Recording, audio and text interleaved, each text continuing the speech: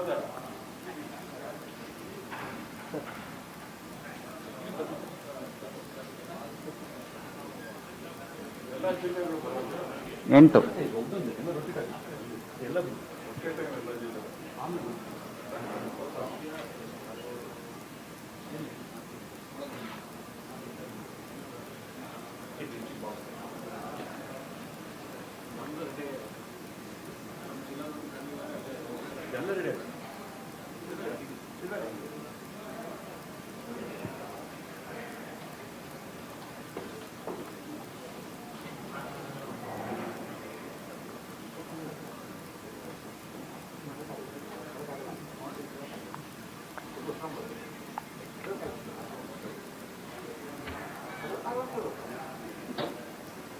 Yes, Bandra.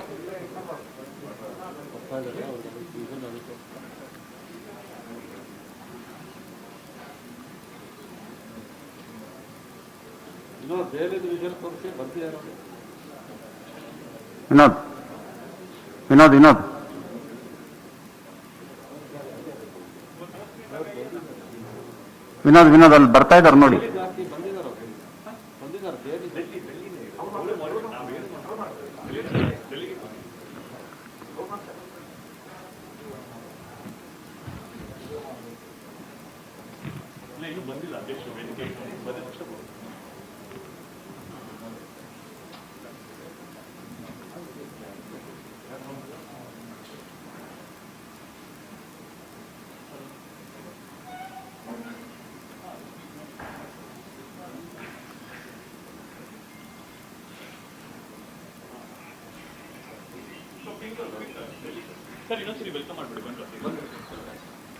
ನಮ್ಮ हमारे राष्ट्रीय अध्यक्ष माननीय श्री जेपी नड्डा जी को, हमारे आज के मुख्य अतिथि प्रहलाद जोशी जी, सदानंद गौड़ा जी, हमारे national general secretary Muralidhar Rao ji को मैं मंच पर आह्वान करता हूं, स्वागत करता हूं.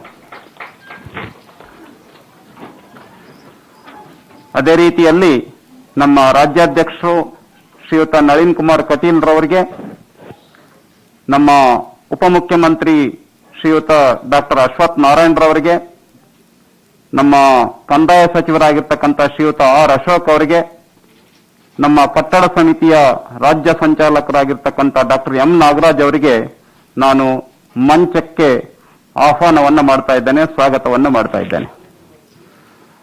ಅದೇ ತರ ನಮ್ಮ ರಾಜ್ಯದ ಜನಪ್ರಿಯ ಮುಖ್ಯಮಂತ್ರಿಗಳು ಈ ಕೊರೋನಾ ಹಿನ್ನೆಲೆಯಲ್ಲಿ ಮನೆಯಿಂದನೇ ಮುಖ್ಯ ಅತಿಥಿಗಳಾಗಿ ಭಾಗವಹಿಸಿ ಭಾರತ್ ಮಾತೆ ಭಾವಚಿತ್ರಕ್ಕೆ ಪುಷ್ಪಾರ್ಚನೆಯಲ್ಲಿ ಭಾಷಣವನ್ನ ಮಾಡೋರಿದ್ದಾರೆ ಮತ್ತು ರಾಜ್ಯದ 8 ಜಿಲ್ಲಾ ಕೇಂದ್ರ ಮತ್ತು 1 ತಾಲೂಕಾ ಕೇಂದ್ರದಲ್ಲಿ ಭಾಗವಹಿಸಿರ್ತಕ್ಕಂಥ ಎಲ್ಲ ನಮ್ಮ ಕಾರ್ಯಕರ್ತರನ್ನು ಉದ್ದೇಶಿಸಿ ಮಾತನಾಡೋರಿದ್ದಾರೆ. ಆ ಹಿನ್ನೆಲೆಯಲ್ಲಿ ನಮ್ಮ ಮುಖ್ಯಮಂತ್ರಿಗಳಾಗಿರ್ತಕ್ಕಂಥ ಶ್ರೀಯುತ BS ಯಡಿಯೂರಪ್ಪನವರಿಗೂ ಕೂಡ ನಾನು ಆತ್ಮೀಯವಾಗಿರ್ತಕ್ಕಂಥ ಸ್ವಾಗತವನ್ನ ಮಾಡ್ತಾ ಇದ್ದೇನೆ. ಈಗ ನಾನು ಸದಾನಂದ ಗೌಡ್ರಲ್ಲಿ ಮತ್ತು मान्य श्री प्रहलाद जोशी अवरल्ली ಹಾಗೂ मुरलीधर राव रल्ली मैं विनंती करता हूं, हमारे आज के उद्घाटक मान्य श्री जेपी नड्डा जी को अभिनंदन करने के लिए मैं विनंती करता हूं. मैं सदानंद गौड़ा जी, प्रहलाद जोशी जी और मुरलीधर राव जी को विनंती करता हूं, हमारे आज के उद्घाटक जेपी नड्डा जी को अभिनंदन करे, सम्मान करे.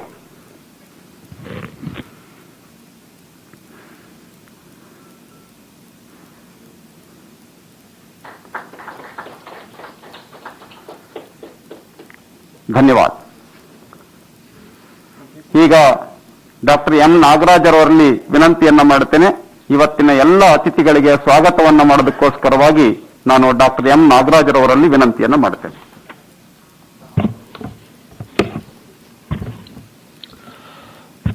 ಕರ್ನಾಟಕ ರಾಜ್ಯದ 8 ಜಿಲ್ಲಾ ಕೇಂದ್ರಗಳಲ್ಲಿ ಹಾಗೂ ತಿಪ್ಟೂರು ಮಂಡಲದಲ್ಲಿ ಇಂದು ನಡೀತಾ ಇರುವಂತಹ ಭೂಮಿ ಪೂಜೆ ಶಿಲಾನ್ಯಾಸ ಈ ವರ್ಚುವಲ್ ಕಾರ್ಯಕ್ರಮದ ದೆಹಲಿಯಿಂದ ಭಾಗವಹಿಸ್ತಾ ಇರುವಂತಹ ನಮ್ಮ ಪ್ರಧಾನಮಂತ್ರಿಯವರ ಸೇವಾ ಹಿ ಸಂಘಟನ್ ಮೂಲ ಮಂತ್ರವನ್ನ ದೇಶಾದ್ಯಂತ ಯಶಸ್ವಿಯಾಗಿ ಸಂಘಟನೆಯ ಕಾರ್ಯದಲ್ಲಿ ಮಿಳಿತಗೊಳಿಸುತ್ತಿರುವ ವಿನಮ್ರ ರಾಷ್ಟ್ರೀಯ ಅಧ್ಯಕ್ಷರಾದಂಥ ಆದರಣೀಯ ಶ್ರೀ ಜಗತ್ ಪ್ರಕಾಶ್ ಜಿ ನಡ್ಡಾರವರಿಗೆ ನಾನು ಕರ್ನಾಟಕದ ಬಿಜೆಪಿಯ ಪರವಾಗಿ ಹೃತ್ಪೂರ್ವಕವಾದ ಸ್ವಾಗತವನ್ನು ಕೋರ್ತೇನೆ. ಸನ್ಮಾನ್ಯ ಶ್ರೀ जगत प्रसाद जेपी नड्डा जी को मैं हृदयपूर्वक स्वागत करता हूं. ಅದೇ ರೀತಿ ಈ ಕಾರ್ಯಕ್ರಮದಲ್ಲಿ ಭಾಗವಹಿಸ್ತಾ ಇರುವಂತಹ ನಮ್ಮ ರಾಷ್ಟ್ರೀಯ ಪ್ರಧಾನ ಕಾರ್ಯದರ್ಶಿಗಳು ಮತ್ತು ಕರ್ನಾಟಕದ ಉಸ್ತುವಾರಿಗಳು ಆದಂತಹ ಆದರಣೀಯ ಶ್ರೀ ಮುರಳೀಧರ ರಾವ್ ಜಿ ಅವರಿಗೂ ಕೂಡ ನಾನು ಕರ್ನಾಟಕದ ಬಿಜೆಪಿ ಪರವಾಗಿ ಹೃತ್ಪೂರ್ವಕ ಸ್ವಾಗತವನ್ನು ಕೋರ್ತೇನೆ. ಕರ್ನಾಟಕದ ಮಾಜಿ ಮುಖ್ಯಮಂತ್ರಿಗಳು, ಕೇಂದ್ರ ರಾಸಾಯನಿಕ ಮತ್ತು ರಸಗೊಬ್ಬರ ಖಾತೆ ಮಂತ್ರಿಗಳಾದಂತಹ ಆದರಣೀಯ ಡಿ.ವಿ. ಸದಾನಂದ ಗೌಡಾಜಿ ಅವರಿಗೂ ಕೂಡ ನಾನು ತಮ್ಮೆಲ್ಲರ ಪರವಾಗಿ ಹೃತ್ಪೂರ್ವಕ ಸ್ವಾಗತವನ್ನು ಕೋರ್ತಾ ಇದ್ದೇನೆ.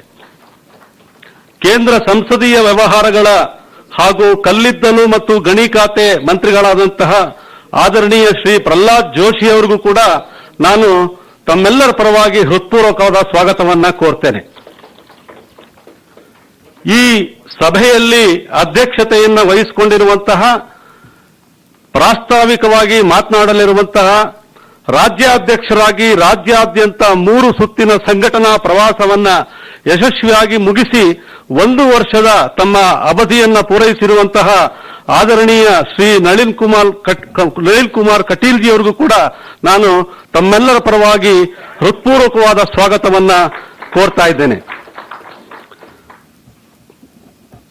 ಬೆಂಗಳೂರಿನ ತಮ್ಮ ನಿವಾಸದಿಂದ ಈ ಕಾರ್ಯಕ್ರಮದಲ್ಲಿ ವರ್ಚುವಲ್ ಕಾರ್ಯಕ್ರಮದ ಮೂಲಕ ಭಾಗವಹಿಸ್ತಾ ಇರುವಂತಹ, ಕಾರ್ಯಕರ್ತರಿಗೆ ಪ್ರೇರಣೆ ನೀಡಿ ಆಶಯದ ಮಾತುಗಳನ್ನು ಆಡಲಿರುವಂತಹ ಕರ್ನಾಟಕ ರಾಜ್ಯದ ಜನಪ್ರಿಯ ಮುಖ್ಯಮಂತ್ರಿಗಳಾದಂತಹ ಆದರಣೀಯ ಶ್ರೀ ಬಿ.ಎಸ್. ಯಡಿಯೂರಪ್ಪನವರನ್ನು ಕೂಡ ನಾನು ಈ ಕಾರ್ಯಕ್ರಮಕ್ಕೆ ಹೃತ್ಪೂರ್ವಕವಾಗಿ ಸ್ವಾಗತ ಮಾಡ್ತಾ ಇದ್ದೇನೆ. ರಾಜ್ಯದ ಮಾನ್ಯ ಉಪಮುಖ್ಯಮಂತ್ರಿಗಳು, ಉನ್ನತ ಶಿಕ್ಷಣ, ಐಟಿ-ಬಿಟಿ, ಕೌಶಲ್ಯ ಅಭಿವೃದ್ಧಿ ಖಾತೆ ಹೊಣೆ ಹೊತ್ತಿರುವ ಆದರಣೀಯ ಶ್ರೀ ಸಿ.ಎನ್. ಅಶ್ವಥ್ ನಾರಾಯಣರವರಿಗೂ ಕೂಡ ನಾನು ಹೃತ್ಪೂರ್ವಕವಾದ ಸ್ವಾಗತವನ್ನು ಕೋರ್ತೇನೆ. ರಾಜ್ಯದ ಮಾಜಿ ಉಪಮುಖ್ಯಮಂತ್ರಿಗಳು, ಪ್ರಸ್ತುತ ಕಂದಾಯ ಸಚಿವರು ಆದಂತಹ ಆದರಣೀಯ ಶ್ರೀ ಆರ್ ಅಶೋಕ್ ರವರನ್ನು ಕೂಡ ನಾನು ಈ ಕಾರ್ಯಕ್ರಮಕ್ಕೆ ಹೃತ್ಪೂರ್ವಕವಾಗಿ ಸ್ವಾಗತ ಕೋರ್ತೇನೆ. ಈ ಕಾರ್ಯಕ್ರಮವನ್ನು ನಿರ್ವಹಿಸ್ತಾ ಇರುವಂತಹ ಶ್ರೀ ಎನ್ ರವಿಕುಮಾರ್ ಅವರನ್ನು ಕೂಡ ನಾನು ಹೃತ್ಪೂರ್ವಕವಾಗಿ ಈ ಕಾರ್ಯಕ್ರಮಕ್ಕೆ ಸ್ವಾಗತ ಕೋರ್ತೇನೆ. ಹಾಗೆ ಈಗಾಗಲೇ ಬೆಳಿಗ್ಗೆ 7:45ರಿಂದ ಆಯಾಯ ಜಿಲ್ಲೆಗಳಲ್ಲಿ ಭೂಮಿ ಪೂಜೆ, ಭೂ ಉತ್ಖನನದಲ್ಲಿ ಪಾಲ್ಗೊಂಡು ಕಾರ್ಯಕರ್ತರ ಕಟ್ಟಡ ನಿಧಿ ಸಮರ್ಪಣೆ ಕಾರ್ಯಕ್ರಮವನ್ನು ನಡೆಸಿ, ಇದೀಗ ಎಲ್ಲಾ ಜಿಲ್ಲಾ ಕೇಂದ್ರಗಳಲ್ಲಿ ವರ್ಚುವಲ್ ಕಾರ್ಯಕ್ರಮದಲ್ಲಿ ಆಯಾಯ ಜಿಲ್ಲೆಯಿಂದ ಭಾಗವಹಿಸ್ತಾ ಇರುವಂತಹ ರಾಜ್ಯದ ಉಪಮುಖ್ಯಮಂತ್ರಿಗಳಾದ ಶ್ರೀ ಗೋವಿಂದ ಕಾರಜೋಳ ಬಾಗಲಕೋಟೆಯಿಂದ, ಉಪಮುಖ್ಯಮಂತ್ರಿಗಳಾದ ಶ್ರೀ ಲಕ್ಷ್ಮಣ ಸವದಿ ಅವರು ರಾಯಚೂರು ಜಿಲ್ಲೆಯಿಂದ, ಉಸ್ತುವಾರಿ ಸಚಿವರುಗಳಾದಂತಹ ಶ್ರೀ ಎಸ್. ಸುರೇಶ್ ಕುಮಾರ್ ಚಾಮರಾಜನಗರ ಜಿಲ್ಲೆಯಿಂದ, ಶ್ರೀ ಪ್ರಭು ಚವ್ಹಾಣ್ ಬೀದರ್ ಜಿಲ್ಲೆಯಿಂದ, ಶ್ರೀ ಆನಂದ್ ಸಿಂಗ್ ಬಳ್ಳಾರಿ ಜಿಲ್ಲೆಯಿಂದ, ಶ್ರೀಮತಿ ಶಶಿಕಲಾ ಜೊಲ್ಲೆ ವಿಜಯಪುರ ಜಿಲ್ಲೆಯಿಂದ, ಸಂಸದರಾದ ಶ್ರೀ ಸಂಗಣ್ಣ ಕರಡಿ ಕೊಪ್ಪಳ ಜಿಲ್ಲೆಯಿಂದ, ಶ್ರೀ ಎಚ್. ನಾಗೇಶ್ ಕೋಲಾರ ಜಿಲ್ಲೆಯಿಂದ ಇವರು ಭಾಗವಹಿಸಿದ್ದಾರೆ. ಅವರನ್ನೂ ಕೂಡ ನಾನು ತಮ್ಮೆಲ್ಲರ ಪರವಾಗಿ ಹೃತ್ಪೂರ್ವಕವಾಗಿ ವರ್ಚುವಲ್ ಕಾರ್ಯಕ್ರಮಕ್ಕೆ ಸ್ವಾಗತ ಮಾಡ್ತೇನೆ. ಅದೇ ರೀತಿ ತಿಪಟೂರು ಶಾಸಕರಾದಂತಹ ಶ್ರೀ ಬಿ.ಸಿ. ನಾಗೇಶ್ ಅವರು ಕೂಡ ಈ ಭೂಪೂಜೆ ಕಾರ್ಯಕ್ರಮದಲ್ಲಿ ಭಾಗವಹಿಸಿದ್ದಾರೆ. ಅವರನ್ನೂ ಕೂಡ ತಮ್ಮೆಲ್ಲರ ಪರವಾಗಿ ಈ ಕಾರ್ಯಕ್ರಮಕ್ಕೆ ಸ್ವಾಗತಿಸ್ತೇನೆ. ಹಾಗೆ ಈ ಕಾರ್ಯಕ್ರಮದಲ್ಲಿ ಭಾಗವಹಿಸ್ತಾರಂತ ಎಲ್ಲ ಭಾರತೀಯ ಜನತಾ ಪಾರ್ಟಿಯ ರಾಜ್ಯ ಪದಾಧಿಕಾರಿಗಳನ್ನ ಮತ್ತು ಈ ಒಂದು ಬೆಂಗಳೂರಿನ ಜಗನ್ನಾಥ ಭವನದಲ್ಲಿ ಉಪಸ್ಥಿತಿರುವಂತಹ ಎಲ್ಲ ಪ್ರಮುಖರನ್ನ ನಾನು ಈ ಕಾರ್ಯಕ್ರಮಕ್ಕೆ ಹೃತ್ಪೂರ್ವಕವಾಗಿ ಸ್ವಾಗತ ಮಾಡ್ತೇನೆ. ಅದೇ ರೀತಿ ಜಿಲ್ಲಾಧ್ಯಕ್ಷರುಗಳನ್ನ, ಪದಾಧಿಕಾರಿಗಳನ್ನ, ಮಾನ್ಯ ಸಂಸದರು, ಶಾಸಕರು, ವಿಧಾನ ಪರಿಷತ್ ಸದಸ್ಯರು ಆಯಾ ಜಿಲ್ಲೆಗಳಲ್ಲಿ ಈ ಕಾರ್ಯಕ್ರಮದಲ್ಲಿ ಭಾಗವಹಿಸ್ತಾ ಇದ್ದಾರೆ. ಅದೇ ರೀತಿ ಜಿಲ್ಲಾ ಕಟ್ಟಡ ನಿರ್ಮಾಣ ಸಮಿತಿ ಸದಸ್ಯರನ್ನ, ಸಂಯೋಜಕರನ್ನ, ರಾಜ್ಯ ಸಮಿತಿ ಸದಸ್ಯರುಗಳನ್ನ, ಎಲ್ಲ ಮಂಡಲದ ಪದಾಧಿಕಾರಿಗಳನ್ನ, ಕಾರ್ಯಕರ್ತರನ್ನ ಮತ್ತು ತಿಪಟೂರು ವಿಧಾನಸಭಾ ಕ್ಷೇತ್ರದ ಕಾರ್ಯಕರ್ತರನ್ನ ಮತ್ತು ಈ ಕಾರ್ಯಕ್ರಮವನ್ನ ರಾಜ್ಯಾದ್ಯಂತ ವೀಕ್ಷಿಸ್ತಾ ಇರುವಂತಹ ಲಕ್ಷಾಂತರ ಕಾರ್ಯಕರ್ತರುಗಳನ್ನ ಮತ್ತು ನನ್ನ ಮಾಧ್ಯಮದ ಮಿತ್ರರುಗಳನ್ನ ಹೃತ್ಪೂರ್ವಕವಾಗಿ ಸ್ವಾಗತವನ್ನ ಮಾಡ್ತಾ ನನ್ನ ಮಾತಿಗೆ ವಿರಾಮ ಹೇಳ್ತೇನೆ. ಜೈ ಹಿಂದ್, ಜೈ ಕರ್ನಾಟಕ.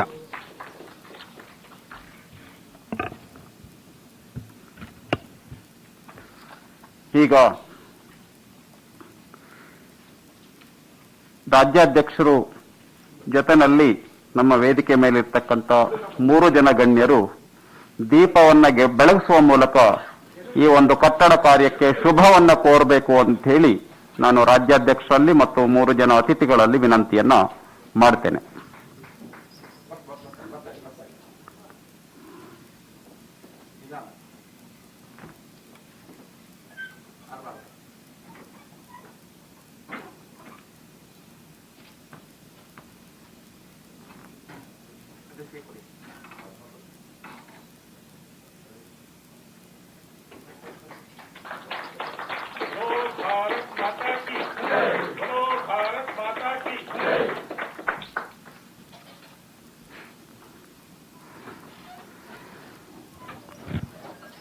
ದೀಪ ಬೆಳಗಿಸಿ ಶುಭ ಕೋರಿದ ರಾಜ್ಯಾಧ್ಯಕ್ಷರು ಮತ್ತು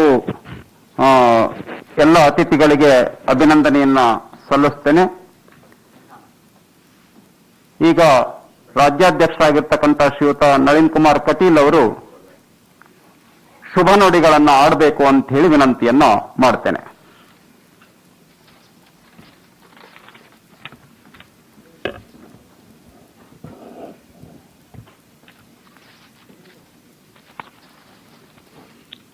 ಭಾರತೀಯ ಜನತಾ ಪಾರ್ಟಿ ಕರ್ನಾಟಕ ರಾಷ್ಟ್ರೀಯದಲ್ಲಿ ಜಿಲ್ಲಾ ಕಾರ್ಯಾಲಯಗಳ ಶಿಲಾನ್ಯಾಸ ಸಮಾರಂಭದಲ್ಲಿ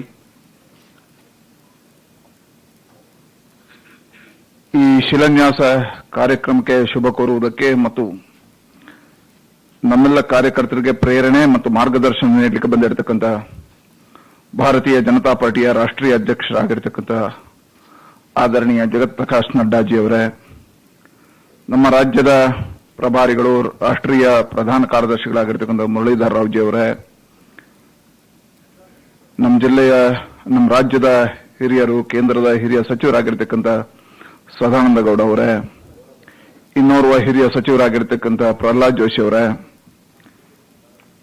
ಘನವೆತ್ತ ಕರ್ನಾಟಕ ಸರ್ಕಾರದ ಮುಖ್ಯಮಂತ್ರಿಗಳು, ನಮ್ಮ ಪಾರ್ಟಿಯ ಹಿರಿಯರು, ನಮ್ಮೆಲ್ಲ ಕಾರ್ಯಕರ್ತರಿಗೆ ಮಾರ್ಗದರ್ಶಕರಾಗಿರ್ತಕ್ಕಂಥ ಸನ್ಮಾನ್ಯ ಯಡಿಯೂರಪ್ಪನವರೇ, ಈ ವೇದಿಕೆಯಲ್ಲಿ ಉಪಸ್ಥಿತರಿರತಕ್ಕಂಥ ರಾಜ್ಯದ ಉಪಮುಖ್ಯಮಂತ್ರಿಗಳಾಗಿರ್ತಕ್ಕಂಥ ಆದರಣೀಯ ಅಶ್ವಥ್ ನಾರಾಯಣ ಅವರೇ, ರಾಜ್ಯದ ಕಂದಾಯ ಸಚಿವರು ಆದರಣೀಯರಾಗಿರ್ತಕ್ಕಂಥ ಅಶೋಕ್ ಅವರೇ, ಕಟ್ಟಡ ಸಮಿತಿಯ ಅಧ್ಯಕ್ಷ ಆಗಿರ್ತಕ್ಕಂಥ ನಾಗರಾಜ್ ಅವರೇ, ರಾಜ್ಯದ ಎಲ್ಲ ಪದಾಧಿಕಾರಿಗಳೇ, ಚುನಾಯಿತ ಎಲ್ಲ ಪ್ರತಿನಿಧಿಗಳೇ, ಆಯಾಯ ಜಿಲ್ಲೆಯಲ್ಲಿ ಈ ಕಾರ್ಯಕ್ರಮದಲ್ಲಿ ಭಾಗಿಯಾಗಿರ್ತಕ್ಕಂಥ ಎಲ್ಲ ಬಂಧುಗಳೇ, ಮಾಧ್ಯಮದ ಮಿತ್ರರೇ, ಒಬ್ಬ ಕಾರ್ಯಕರ್ತನಿಗೆ ಪ್ರೇರಣೆ ಮತ್ತು ಉತ್ಸಾಹ ಅದು ನಿರ್ಮಾಣ ಆಗತಕ್ಕಂಥದ್ದು ಕಾರ್ಯಾಲಯದಿಂದ. ನಮ್ಮ ಪಾರ್ಟಿಯ ಕಾರ್ಯವನ್ನು ವಿಸ್ತಾರ ಮಾಡಿರ್ತಕ್ಕಂಥದ್ದು ಕಾರ್ಯಾಲಯದ ಮುಖಾಂತರ. ಹಾಗಾಗಿ ಒಬ್ಬೊಬ್ಬ ಕಾರ್ಯಕರ್ತನಿಗೆ ಪ್ರೇರಣೆ ಯಾವುದು, ಆರಾಧ್ಯ ಕ್ಷೇತ್ರ ಯಾವುದು ಕೇಳಿದ್ರೆ, ಒಂದು ವೈಚಾರಿಕವಾಗಿರ್ತಕ್ಕಂಥ ವಿಚಾರಧಾರೆಯ ಆಧಾರದಲ್ಲಿ ಕೆಲಸ ಮಾಡತಕ್ಕಂಥ ಕಾರ್ಯಕರ್ತನಿಗೆ ದೇವ ಮಂದಿರ ಎಷ್ಟು ಪೂಜನೀಯವೋ ಹಾಗೆ ಭಾರತೀಯ ಜನತಾ ಪಾರ್ಟಿಯ ಕಾರ್ಯಾಲಯವು ಅಷ್ಟೇ ಶ್ರದ್ಧಾ ಕೇಂದ್ರವಾಗಿರತಕ್ಕಂಥದ್ದು ನಾವು ಕಂಡಿದ್ದೇವೆ. ಹಾಗಾಗಿ ಪ್ರತಿಯೊಬ್ಬ ಕಾರ್ಯಕರ್ತನ ಮನಸ್ಸಿನ ಆಳದಲ್ಲಿ ಇರತಕ್ಕಂಥದ್ದು ನನ್ನ ಕಾರ್ಯಾಲಯ ಸ್ವಂತ ಕಾರ್ಯಾಲಯ ಇರಬೇಕು, ನಮ್ಮ ಜಿಲ್ಲೆಯಲ್ಲಿ ಕಾರ್ಯಾಲಯದ ಮುಖಾಂತರವಾಗಿ ಬೆಳಿಬೇಕು. ಹಾಗಾಗಿ ಕಾರ್ಯಾಲಯ ನಮಗೆ ಪ್ರೇರಣೆ ಮತ್ತು ಪ್ರೋತ್ಸಾಹ ಕೊಡತಕ್ಕಂಥ ಕೇಂದ್ರ. ಹಾಗಾಗಿ ಅದು ನಮಗೆ ಶ್ರದ್ಧಾ ಕೇಂದ್ರದಷ್ಟೇ ಪವಿತ್ರವಾಗಿರ್ತಕ್ಕಂಥದ್ದು. ಇವತ್ತು ನಮ್ಮ ರಾಜ್ಯದಲ್ಲಿ ಕಾರ್ಯಾಲಯಗಳ ಪ್ರಾರಂಭಗಳಾಗಿದ್ದಾವೆ, ಕೆಲವೊಂದು ಜಿಲ್ಲೆಗಳಲ್ಲಿ ಕಾರ್ಯಾಲಯಗಳಿದ್ದಾವೆ. ಹಿಂದಿನ ರಾಷ್ಟ್ರೀಯ ಅಧ್ಯಕ್ಷ ಆಗಿರತಕ್ಕಂಥ ಅಮಿತ್ ಶಾ ಒಂದು ಪರಿಕಲ್ಪನೆಗಳನ್ನು ಕಂಡರು. ಈ ರಾಷ್ಟ್ರದಲ್ಲಿರತಕ್ಕಂಥ ಎಲ್ಲ ಜಿಲ್ಲಾ ಕಾರ್ಯಾಲಯಗಳು ಭಾರತೀಯ ಜನತಾ ಪಾರ್ಟಿಯ ಕಾರ್ಯಾಲಯಗಳು ಸಮೇತ ಅದು ಸ್ವತಂತ್ರವಾಗಿರಬೇಕು, ಸ್ವಂತದಾಗಿರಬೇಕು ಅನ್ನತಕ್ಕಂಥದ್ದನ್ನು ಅದನ್ನು ಇವತ್ತು ಮುಂದುವರಿಸ್ತಾ ನಮಗೆ ಪ್ರೇರಣೆ, ಮಾರ್ಗದರ್ಶನವನ್ನ ಮತ್ತು ಈ ಕಾರ್ಯಾಲಯಗಳಿಗೆ ಪ್ರೋತ್ಸಾಹವನ್ನ ಇವತ್ತಿನ ಅಧ್ಯಕ್ಷ ಆಗಿರ್ತಕ್ಕಂಥ ಜಗತ್ ಪ್ರಕಾಶ್ ನಡ್ಡಾ ಅವರು ಕೊಡ್ತಾ ಇದ್ದಾರೆ. ಅವರ ಪ್ರೇರಣೆ ಪ್ರೋತ್ಸಾಹದಿಂದ ಇವತ್ತು ನಮ್ಮ ರಾಜ್ಯದ ಸುಮಾರು 8 ಜಿಲ್ಲೆಗಳಲ್ಲಿ ಶಿಲಾನ್ಯಾಸವನ್ನು ನಾವು ಕೈಗೆತ್ತಿಕೊಳ್ತಾ ಇದ್ದೇವೆ. ಒಂದು ಮಂಡಲದ ಕಾರ್ಯಾಲಯವನ್ನು ಕೈಗೆತ್ತಿಕೊಳ್ತೇವೆ. ಈಗಾಗಲೇ ಕರ್ನಾಟಕ ರಾಜ್ಯದಲ್ಲಿ ಸುಮಾರು 11 ಜಿಲ್ಲೆಗಳಲ್ಲಿ ಭಾರತೀಯ ಜನತಾ ಪಾರ್ಟಿಯ ಸ್ವತಂತ್ರವಾಗಿರತಕ್ಕಂಥ ಕಾರ್ಯಾಲಯ ಇದೆ. 2 ಕಾರ್ಯಾಲಯಗಳು ಕೆಲಸ ಕಾರ್ಯಗಳನ್ನು ಪ್ರಾರಂಭ ಮಾಡಿದವೆ. ಇನ್ನು 10 ಕಡೆಗಳಲ್ಲಿ ಸಂಘಟನಾತ್ಮಕವಾಗಿರತಕ್ಕಂಥ ಜಿಲ್ಲೆಗಳಲ್ಲಿ ನಿವೇಶನವನ್ನು ಖರೀದಿ ಮಾಡತಕ್ಕಂಥ ಪ್ರಯತ್ನಗಳು ನಡೀತಾ ಇದ್ದಾವೆ. ನನಗೆ ವಿಶ್ವಾಸ ಇದೆ ಇವತ್ತು ಶಿಲಾನ್ಯಾಸ ಮಾಡತಕ್ಕಂಥ ಕ್ಷೇತ್ರಗಳೇನಿದಾವ ಇನ್ನು 1 ವರ್ಷದಲ್ಲಿ ಅಲ್ಲಿ ನಮ್ಮ ಕಾರ್ಯಾಲಯದ ಮುಖಾಂತರ ಪ್ರಾರಂಭ ಆಗುತ್ತೆ. ಅದು ಉದ್ಘಾಟನೆಗೊಳ್ಳುತ್ತೆ. ಜಗತ್ ಪ್ರಕಾಶ್ ನಡ್ಡಾ ಅವರ ಮಾರ್ಗದರ್ಶನದಲ್ಲಿ 1 ವರ್ಷದಲ್ಲಿ ನಾವು ಪೂರ್ಣ ಮಾಡ್ತೇವೆ. ಬಾಕಿ ಉಳಿದಂತ ಕ್ಷೇತ್ರಗಳಲ್ಲೂ ಸಮೇತ ನಾವು ಗುರಿ ಇಟ್ಟು ಇನ್ನು 1.5-2 ವರ್ಷದ ಒಳಗಾಗಿ ಎಲ್ಲಾ ಜಿಲ್ಲಾ ಕಾರ್ಯಾಲಯಗಳನ್ನು ಮಾಡ್ತೀವಿ. ನಾನು ರಾಜ್ಯಾಧ್ಯಕ್ಷನಾಗಿ ಪದಗ್ರಹಣವನ್ನು ಹಿರಿಯರ ಆಶೀರ್ವಾದದಲ್ಲಿ ಮಾಡಿದಾಗ ನಮ್ಗೆ ಕಲ್ಪನೆಗಳಿತ್ತು.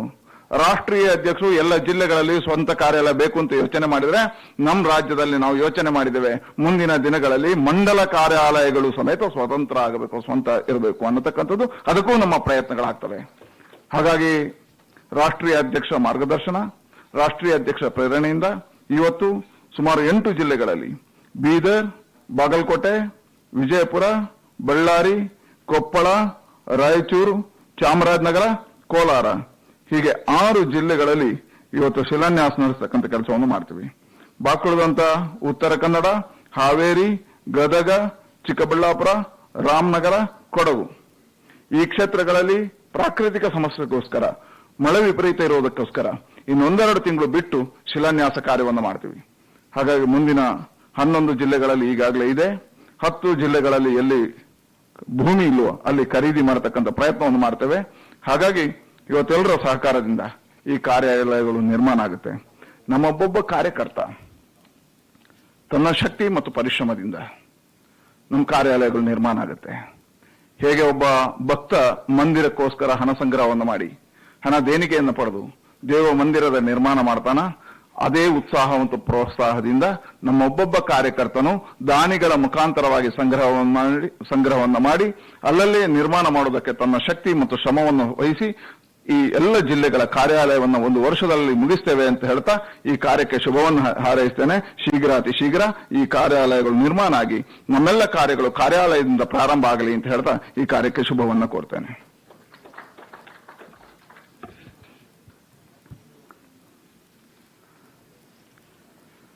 ಕಟ್ಟಡ ಕಾರ್ಯಕ್ಕೆ ಶುಭ ಕೋರಿದಂತ ನಿನ್ನೆ ರಾತ್ರಿ 5 ಜಿಲ್ಲೆಗಳ ಪ್ರವಾಸವನ್ನು ಮುಗಿಸಿಕೊಂಡು ಈ ಕಾರ್ಯಕ್ರಮದಲ್ಲಿ ಭಾಗವಹಿಸಿ ಮಾರ್ಗದರ್ಶನ ಮಾಡಿದಂತ ಮಾನ್ಯ ಶ್ರೀ ಅಧ್ಯಕ್ಷರಿಗೆ ಅಭಿನಂದಿಸ್ತೇನೆ. ಅದೇ ರೀತಿಯಲ್ಲಿ ಇಡೀ ರಾಜ್ಯಾದ್ಯಂತ ಅಂಬಾಸಡರ್ ಕಾರ್ನಲ್ಲಿ, KSRTC ಬಸ್ನಲ್ಲಿ ರಾಜ್ಯವನ್ನೆಲ್ಲ ಸುತ್ತಾಡಿ ಪಕ್ಷವನ್ನ ಕಟ್ಟಿ ನಮ್ಮ ರಾಜ್ಯದ ಜನಪ್ರಿಯ ಮುಖ್ಯಮಂತ್ರಿಗಳಾಗಿರ್ತಕ್ಕಂಥ ಮಾನ್ಯ ಶ್ರೀ ಯಡಿಯೂರಪ್ಪನವರು ಭಾರತ್ ಮಾತೆಗೆ ಪುಷ್ಪಾರ್ಚನೆಯನ್ನ ಮಾಡಬೇಕು ಅಂತ ಹೇಳಿ ವಿನಂತಿಯನ್ನ ನಾನು ಮಾಡ್ತೇನೆ. ಮಾನ್ಯ ಶ್ರೀ ಯಡಿಯೂರಪ್ಪನವರು ತಮ್ಮ ನಿವಾಸದಲ್ಲಿ ಭಾಗವಹಿಸ್ತಾ ಇದ್ದಾರೆ ಕಾರ್ಯಕ್ರಮಕ್ಕೆ. ಭಾರತ್ ಮಾತೆಗೆ ಪುಷ್ಪಾರ್ಚನೆಯನ್ನ ಮಾಡಿ ಇಡೀ 8 ಜಿಲ್ಲಾ ಕೇಂದ್ರಗಳು ಮತ್ತು 1 ತಾಲೂಕ್ ಕೇಂದ್ರ ಮತ್ತು ರಾಜ್ಯದ ಎಲ್ಲ ಕಾರ್ಯಕರ್ತರನ್ನು ಉದ್ದೇಶಿಸಿ ಮಾತಾಡಬೇಕು ಅಂತ ಹೇಳಿ ಮಾನ್ಯ ಮುಖ್ಯಮಂತ್ರಿಗಳಲ್ಲಿ ನಾನು ವಿನಂತಿಯನ್ನ ಮಾಡ್ತೇನೆ. ಈಗ ಮಾನ್ಯ ಮುಖ್ಯಮಂತ್ರಿಗಳಲ್ಲಿ ನಾನು ವಿನಂತಿಯನ್ನ ಮಾಡ್ತೇನೆ. ರಾಷ್ಟ್ರೀಯ ಸನ್ಮಾನ್ಯ ಅಧ್ಯಕ್ಷರಾದಂಥ ಜಯಪ್ರಕಾಶ್ ನಡ್ಡಾಜಿ ಅವರೇ,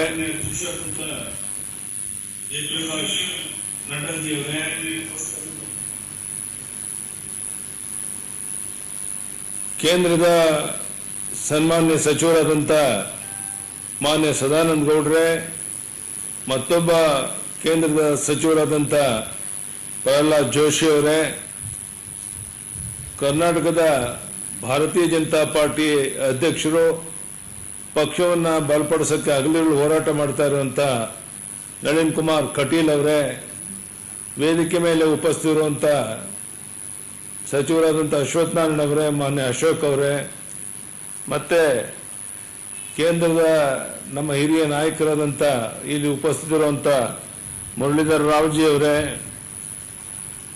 ಉಳಿದೆಲ್ಲ ನಾಗರಾಜ್ ಅವರೇ, ಇವತ್ತು ಬೇರೆ ಬೇರೆ ಜಿಲ್ಲೆಗಳಲ್ಲಿ ಉಪಸ್ಥಿತರಿರುವಂಥ ನಮ್ಮೆಲ್ಲ ಸಚಿವರೇ, ಕಾರ್ಯಕರ್ತ ಬಂಧು ಭಗಿನಿಯರೇ, ಇವತ್ತು ಒಂದು ರೀತಿ ನಮಗೆಲ್ಲರಿಗೂ ಒಂದು ಪ್ರೇರಣೆ ಕೊಡುವಂಥ ಶುಭ ದಿವಸ. ಮಾನ್ಯ ಜಯಪ್ರಕಾಶ್ ನಡ್ಡಾಜಿ ಅವರ ಮಾತನ್ನು ಕೇಳೋಕ್ಕೋಸ್ಕರ ನಮ್ಮ ಕಾರ್ಯಕರ್ತರು ನಾವೆಲ್ಲ ಕಾತುರತೆಯಿಂದ ಕಾಯ್ದುಕೊಂತಿದ್ದೇವೆ. ಅವರು ರಾಷ್ಟ್ರೀಯ ಅಧ್ಯಕ್ಷರಾದ ಮೇಲೆ ನಿರಂತರವಾಗಿ ಪ್ರವಾಸ ಮಾಡ್ತಾ ಪಕ್ಷವನ್ನು ಬಲಪಡಿಸೋ ಕೂಡ ವಿಶೇಷವಾದ ಗಮನ ಕೊಡ್ತಾ ಇರೋದನ್ನು ಸಹ ನಮ್ಮ ಕಾರ್ಯಕರ್ತರೆಲ್ಲರೂ ಗಮನಿಸಿದ್ದೇವೆ ಅಂತ ನಾನು ತಿಳ್ಕೊಂಡಿದ್ದೇನೆ. ಹಿಂದೆ ನಮ್ಮ ರಾಷ್ಟ್ರೀಯ ಅಧ್ಯಕ್ಷ ಆದಂಥ ಅಮಿತ್ ಶಾ ಜಿಯವರ ಒಂದು ಕಲ್ಪನೆ ಇತ್ತು. ಕರ್ನಾಟಕ ರಾಜ್ಯದ ದೇಶದ ಎಲ್ಲ ಜಿಲ್ಲೆಗಳಲ್ಲಿ, ಕೇವಲ ಕರ್ನಾಟಕ ಅಲ್ಲ, ಎಲ್ಲ ಜಿಲ್ಲಾ ಕೇಂದ್ರಗಳಲ್ಲಿ ಬಿಜೆಪಿಯ ಕಾರ್ಯಾಲಯ ಆಗಬೇಕು, ಅದೇ ರೀತಿ ತಾಲೂಕು ಮಟ್ಟದಲ್ಲಿ ಕಾರ್ಯಾಲಯಗಳಾಗಬೇಕು ಅಂತ ಅಪೇಕ್ಷೆ ಇಟ್ಕೊಂಡು ಆ ಸಂದರ್ಭದಲ್ಲಿ ಹಣಕಾಸಿನ ನೆರವನ್ನು ಕೊಡೋದ್ರ ಜೊತೆಗೆ ಆಯಾ ಜಿಲ್ಲೆಗಳಲ್ಲಿ ನಾವು ಹಣವನ್ನು ಸಂಗ್ರಹ ಮಾಡಿ ಈ ಕಾರ್ಯಾಲಯವನ್ನು ಕಟ್ಟುವಂಥ ಒಂದು ಕೆಲಸಕ್ಕೆ ಪ್ರೇರಣೆ ಕೊಟ್ಟಂಥವರು ನಮ್ಮ ಅಂದಿನ ರಾಷ್ಟ್ರೀಯ ಅಧ್ಯಕ್ಷ ಅಮಿತ್ ಶಾ ಜಿಯವರು. ಅವರನ್ನು ಈ ಸಂದರ್ಭದಲ್ಲಿ ಅವರ ಒಂದು ಪ್ರೇರಣೆಯಿಂದ ಈ ಕೆಲಸ ಆಗ್ತಾ ಇದೆ ಅನ್ನೋದನ್ನು ಸಹ ನೆನಪು ಮಾಡಿಕೊಳ್ಳಕ್ಕೆ ನಾನು ಇಷ್ಟಪಡ್ತೇನೆ. ಬೆಂಗಳೂರಿನಲ್ಲಿ ಭಾರತೀಯ ಜನತಾ ಪಾರ್ಟಿ ಒಂದು ಕಟ್ಟಡವನ್ನು ಕಟ್ಟಿ ಅದರ ಉದ್ಘಾಟನೆಯ ಸಂದರ್ಭದಲ್ಲಿ ಲಾಲ್ ಕೃಷ್ಣ ಅದ್ವಾನಿಜಿಯವರೇ ಬಂದು ಆ ಕಟ್ಟಡದ ಉದ್ಘಾಟನೆಯನ್ನು ಮಾಡಿ ಪ್ರೇರಣಾದಾಯಕವಾದಂಥ ಮಾತನ್ನು ಹೇಳಿದರು. ಯಾವ ರೀತಿ ಭಾರತೀಯ ಜನತಾ ಪಾರ್ಟಿಯ ಕಾರ್ಯಾಲಯ ಒಬ್ಬ ಕಾರ್ಯಕರ್ತನಿಗೆ ಅತ್ಯಂತ ಅಗತ್ಯ ಇರುವಂಥ ಒಂದು ಕೇಂದ್ರ ಅದು ಆ ಕೇಂದ್ರದಿಂದಲೇ ಎಲ್ಲ ಚಟುವಟಿಕೆಗಳು ನಡೆಯಬೇಕು ಅನ್ನುವಂಥದ್ದು ನಮ್ಮೆಲ್ಲ ಅಮಿತ್ ಶಾ ಜಿಯವರ ಎಲ್ಲ ಹಿರಿಯರ ಅಪೇಕ್ಷೆ ಇತ್ತು. ಅದರಂತೆ ಇವತ್ತು ಬೀದರ್, ರಾಯಚೂರು, ಕೊಪ್ಪಳ, ಬಳ್ಳಾರಿ, ಬಾಗಲಕೋಟೆ, ವಿಜಯಪುರ, ಚಾಮರಾಜನಗರ, ಕೋಲಾರ, ತಿಪಟೂರು ಮತ್ತೆ ಉಳಿದ ಕಡೆಯೂ ಸಹ ಕಟ್ಟಡದ ಕೆಲಸ ಆಗಬೇಕು ಅಂತೇಳಿ ಪ್ರಯತ್ನವನ್ನು ನಡೆಸಿರೋದನ್ನು ಈಗಾಗಲೇ ರಾಜ್ಯದ ಅಧ್ಯಕ್ಷರು ಹೇಳಿದ್ದಾರೆ. ಪಕ್ಷದ ಚಟುವಟಿಕೆ ಇದರಿಂದ ಹೆಚ್ಚಿನ ಒತ್ತಾಸೆ ದೊರೆಯಲಿದೆ ಎಂದು ನಾನು ಭಾವಿಸಿದ್ದೇನೆ. ಜನರ ಅಹವಾಲು ಸ್ವೀಕರಿಸಿ ಸಮಸ್ಯೆಗಳನ್ನು ಬಗೆಹರಿಸೋಕ್ಕೋಸ್ಕರ ಈ ಕೇಂದ್ರ ಸಹಕಾರಿಯಾಗುತ್ತೆ ಅಂತ ನಾನು ಭಾವಿಸಿದ್ದೇನೆ. 8 ಜಿಲ್ಲೆಗಳಲ್ಲಿ ಪಕ್ಷದ ನೆಲೆಯನ್ನು ಭದ್ರಗೊಳಿಸೋಕ್ಕೋಸ್ಕರ ವಿಸ್ತಾರವಾದಂಥ ಒಂದು ಒಳ್ಳೆಯ ಒಂದು ಭವನಗಳನ್ನು ನಾವು ಕಟ್ತಾ ಇದ್ದೇವೆ. ಪಕ್ಷದ ಕಾರ್ಯಾಲಯಗಳು ಕಾರ್ಯಕರ್ತರ ಹೃದಯವಿದ್ದಂತೆ ಅವರಿಗೆ ಚೈತನ್ಯ ಮತ್ತು ಸ್ಫೂರ್ತಿ ಒದಗಿಸುವ ಮಂದಿರ ಅದಾಗಬೇಕು ಅಂತ ನಮ್ಮೆಲ್ಲರ ಅಪೇಕ್ಷೆ ಇದೆ. ಹಿಂದೆ ನಾನು ಈಗಾಗಲೇ ಹೇಳಿದಂತೆ ಅಮಿತ್ ಶಾ ಜಿಯವರ ಪ್ರೇರಣೆ ಇದಕ್ಕೆಲ್ಲ ಕಾರಣ ಅನ್ನೋ ಮಾತನ್ನು ಹೇಳ್ತೇನೆ. ಕಾರ್ಯಾಲಯಗಳು ಪಕ್ಷವನ್ನು ಕಟ್ಟಿಸಿ, ಪಕ್ಷವನ್ನು ಸ್ಥಾಪಿಸಿ ಕಟ್ಟಿ ಬೆಳೆಸಿದ ಪಂಡಿತ ದೀನ್ ದಯಾಳ್ ಉಪಾಧ್ಯಾಯಜಿ, ಶ್ಯಾಮ್ ಪ್ರಸಾದ್ ಮುಖರ್ಜಿ, ಅಟಲ್ ಬಿಹಾರಿ ವಾಜಪೇಯಿ, ಲಾಲ್ ಕೃಷ್ಣ ಅದ್ವಾನಿ ಅಂತ ಮಹಾನ್ ನಾಯಕರ ವಿಚಾರಧಾರೆಗಳೇನಿತ್ತು ಆ ವಿಚಾರಧಾರೆಗಳನ್ನು, ಅವರ ಚಿಂತನೆಗಳನ್ನು, ಅವರ ಧ್ಯೇಯಗಳನ್ನು ಅನುಕರಣೆ ಮಾಡೋಕ್ಕೆ ಈ ಕೇಂದ್ರದಲ್ಲಿ ಒಂದು ಕೆಲಸ ಆಗಬೇಕು. ನಿಷ್ಠಾವಂತ ಕಾರ್ಯಕರ್ತರೇ ನಮ್ಮ ಪಕ್ಷದ ಜೀವಾಳ. ಬಹುಶಃ ಪಕ್ಷದ ಏಳಿಗೆಗಾಗಿ ಅವರ ಕೊಡುಗೆ ಶ್ರಮವೇ ಅಡಿಪಾಯ ಅನ್ನೋದನ್ನು ನಾವೆಲ್ಲ ಗಮನಿಸಿದ್ದೇವೆ.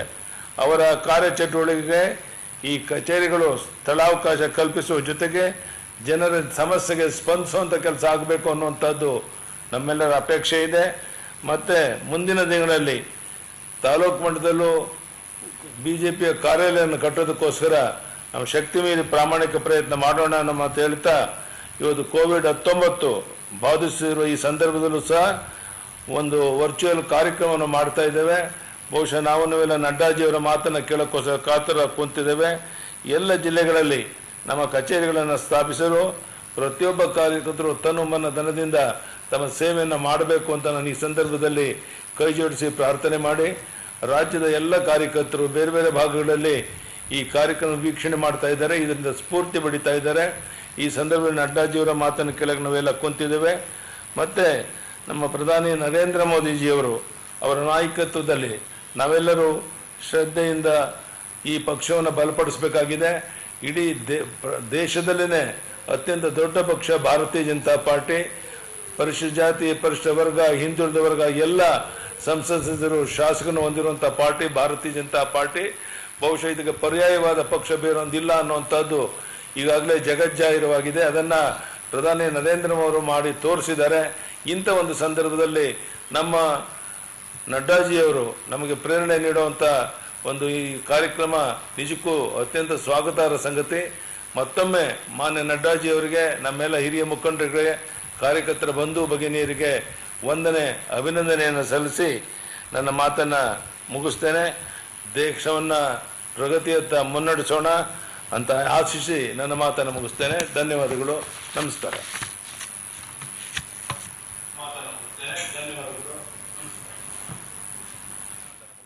ಧನ್ಯವಾದಗಳು. ನಮಸ್ಕಾರ. ಮಾನ್ಯ ಶ್ರೀ ಮುಖ್ಯಮಂತ್ರಿಗಳಿಗೆ ಅಭಿನಂದನೆಗಳು. ಈಗ ನಮ್ಮೆಲ್ಲರಿಗೂ ಕೂಡ ಉತ್ಸಾಹ ಮತ್ತು संतोषद क्षण। मैं आज रिक्वेस्ट करता हूं, विनंती करता हूं, कर्नाटक के 9 केंद्र के शिलान्यास करने के लिए, 9 केंद्र में कंस्ट्रक्शन का काम शुरू होने के लिए हमारा राष्ट्रीय अध्यक्ष माननीय श्री जेपी नड्डा जी शिलान्यास फलक अनावरण करने के लिए मैं राष्ट्रीय अध्यक्ष माननीय श्री जेपी नड्डा जी को विनंती करता हूं, रिक्वेस्ट करता हूं। ये प्रोग्राम आज हमको और एक कार्यकर्ताओं को उत्साह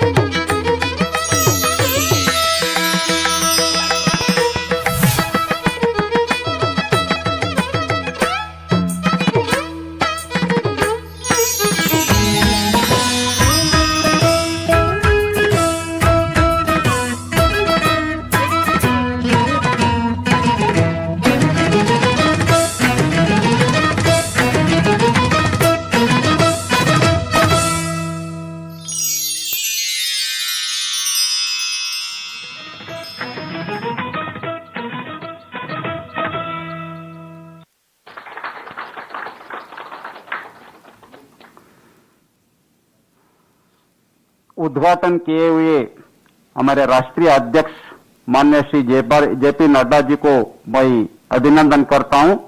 मैं विनंती करता हूं, उद्घाटन भाषण रखने के लिए, भाषण करने के लिए माननीय श्री जेपी नड्डा जी को विनंती करता हूं। उद्घाटन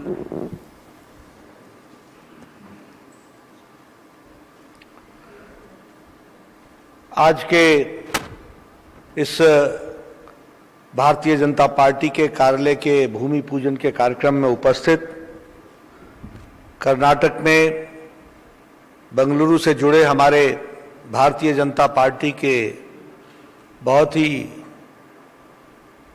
कर्मशील और संवेदनशील अध्यक्ष, जुझारू अध्यक्ष भाई नलिन कटील जी, हमारे कर्नाटक के यशस्वी मुख्यमंत्री और हम सब के वरिष्ठ सहयोगी सम्मानीय बीएस येडियुरप्पा जी, हमारे डिप्टी चीफ मिनिस्टर वहाँ जो जुड़े हैं अश्वत्थ नारायण जी, हमारे state revenue minister R Ashok ji, हमारे इस निर्माण कमेटी के कन्वीनर एम नागराज जी, यहाँ दिल्ली में मेरे साथ जुड़े भारतीय जनता पार्टी के राष्ट्रीय संगठन महामंत्री श्री बीएल संतोष जी, मेरे साथ यहाँ पर मंच पर उपस्थित भारत सरकार में मंत्री और हमारे वरिष्ठ सहयोगी सम्माननीय सदानंद गौड़ा जी, भारत सरकार में मंत्री प्रहलाद जोशी जी,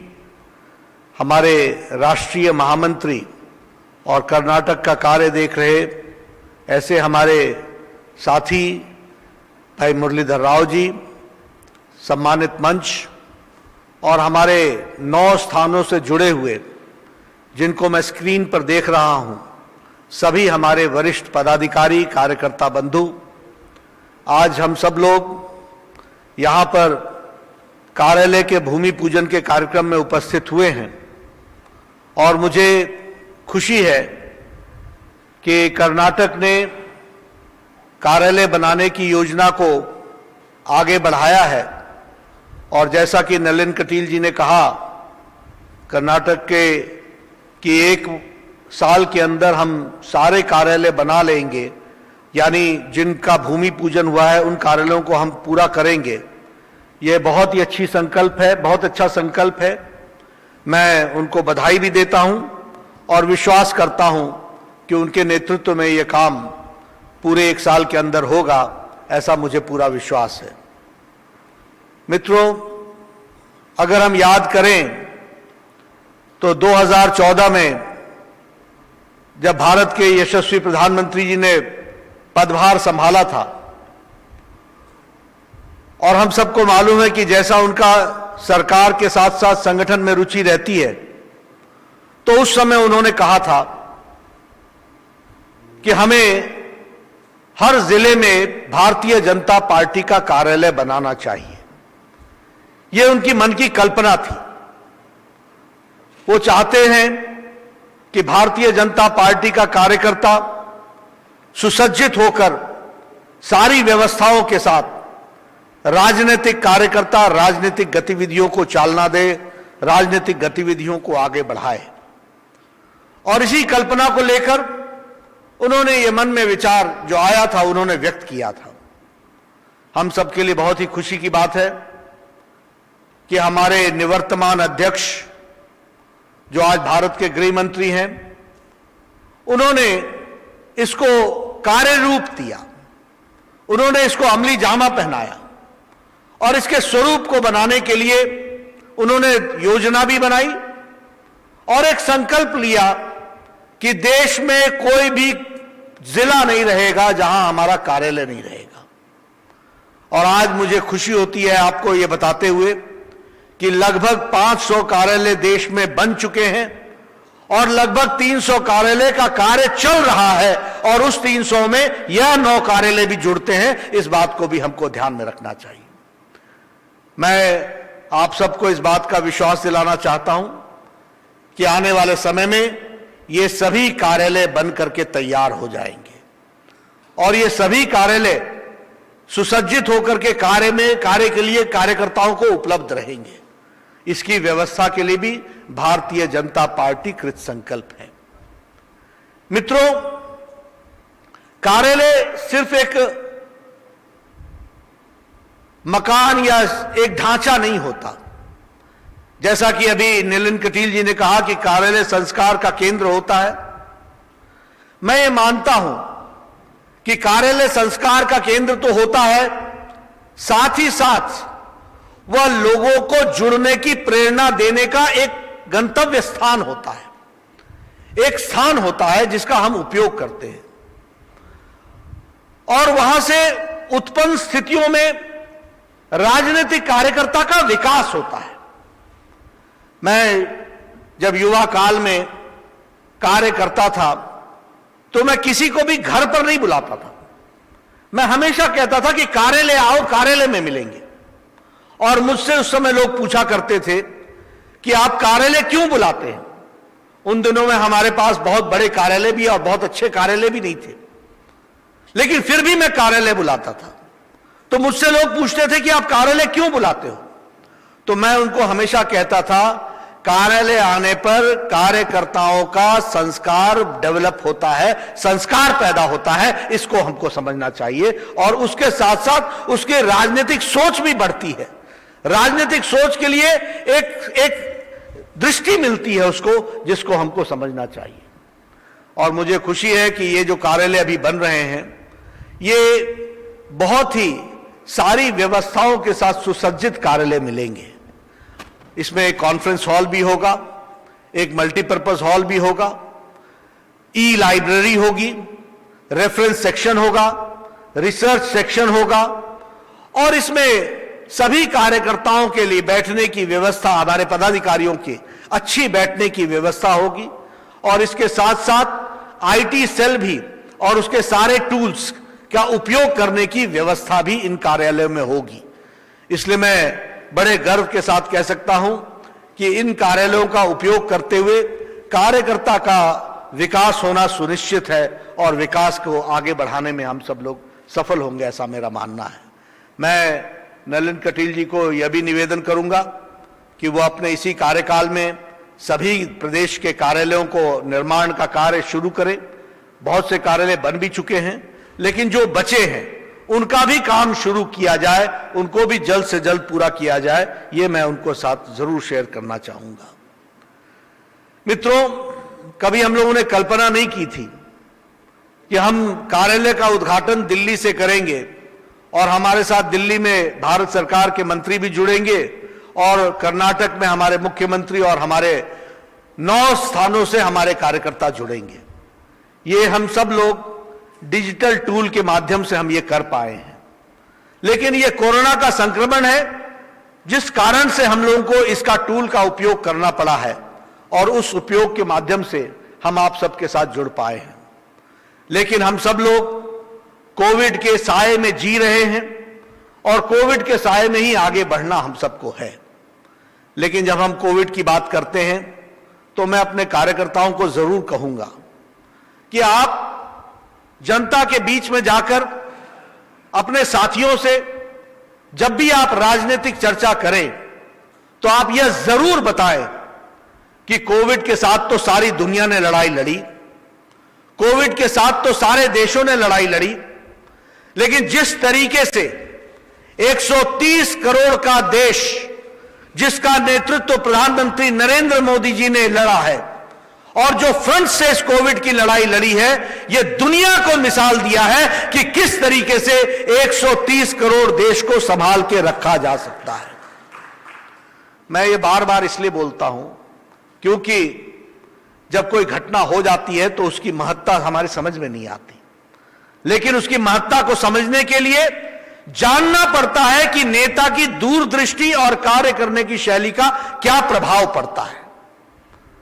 आप याद कीजिए, और आज भी मैं कहूंगा, पाश्चात्य देश, western nations are confused as far as the humanity is concerned and the economic activity is concerned. मानवता के लिए लड़ना और मानवता के साथ साथ आर्थिक विषयों के बारे में जानकारी को संभाल के रखना, इसके विषय में हमेशा उनके मन में द्वंद रहा है। शक्तिशाली देश, आप याद करिए मार्च महीने को, शक्तिशाली देश भी जहां स्वास्थ्य की सुविधाएं भरपूर थी, उनकी स्वास्थ्य की सुविधाएं भी चरमराई और इसके साथ साथ उन्होंने अपने आप को असहाय भी पाया है। लेकिन 130 करोड़ का देश, प्रधानमंत्री नरेंद्र मोदी जी ने बहुत ही समय पर बोल्ड फैसला लेकर के और टाइमली फैसला लेकर के 130 करोड़ जनता को सुरक्षित करने का काम किया। इस बात को हमको समझना चाहिए, इसको हमको ध्यान में रखना चाहिए।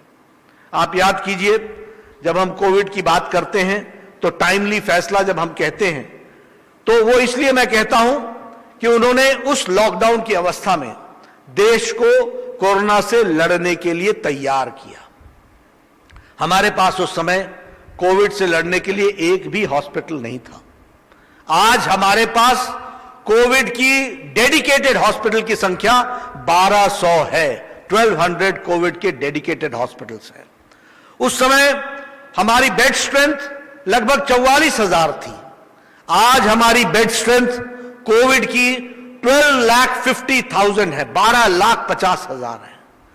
उस समय हमारे वेंटिलेटर्स की, हमारे ऑक्सीजन बेड्स की संख्या आज 1,60,000 है और उसी तरीके से आईसीयू बेड्स हमारे पास 42,000 है। तो यह परिवर्तन लॉकडाउन की अवस्था में प्रधानमंत्री मोदी जी ने देश को तैयार किया। हमारे टेस्टिंग फैसिलिटी के लिए जो हमारी फैसिलिटीज थी वो देश भर में, वैसे तो शुरू में सिर्फ NIV पुणे था जहां पर हमारी नेशनल इंस्टीट्यूट ऑफ वायरोलॉजी में टेस्ट हो रहा था, उसके बाद 150 सेंटर्स खड़े हुए थे। आज हमारे पास 1300 फैसिलिटीज हैं जहां टेस्टिंग किया जाता है। टेस्टिंग की फैसिलिटीज 1300 है। उस समय प्रतिदिन हम 1500 टेस्ट कर पाते थे पर डे। आज हम more than 6 lakh test per day कर पा रहे हैं। यह हमने भारत को तैयार किया मोदी जी के नेतृत्व में, यह हमको ध्यान में रखना चाहिए।